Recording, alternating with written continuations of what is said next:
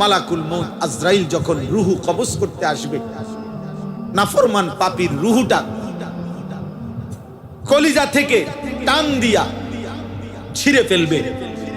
আর ফেরেশতা আজরাইল যখন ছিঁড়ে ফেলবে, প্রত্যেক নাফরমান পাপীর রুহু এই কণ্ঠনালীর কাছে এসে আটকায় যাবে, আর ভিতরেও যায় না, বাইরেও হয় না। আল্লাহ তাআলা বলেন ওয়াকিলা মান রাক, আত্মীয় স্বজন আশপাশের সবাই বলবে, এখন তাকে চিকিৎসা করবে কে? সে যে ছটফট করতেছে, মাথা লাড়তেছে, এখন ঝাড়ফুঁক দিবে কে? আরে ডাক, কবিরাজ ডাকো, বৈদ্য ডাকো, কে আসো, তারে ডাকো না, তারে বাঁচাও। কিন্তু আল্লাহ বলেন ওয়াজান্না আন্নাহুল ফিরাক, কিন্তু নাফরমান তো বুঝে ফেলছে আজ তাকে চলেই যেতে হবে।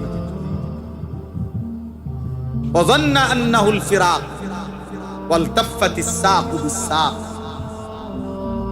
আল্লাহ তাআলা বলেন ভয়ে, আতঙ্কে, কষ্টে এই নাফরমান তার দুইটা পাও, দুই পায়ের গোসা গোড়ালি একটা আরেকটার সাথে যে এমনি লাগিয়া রইছে, এতটুকু সাহস হবে না, শক্তি হবে না এই বেঈমান নাফরমান পাপীর যে পাওটা এক সুতা নাড়াবে।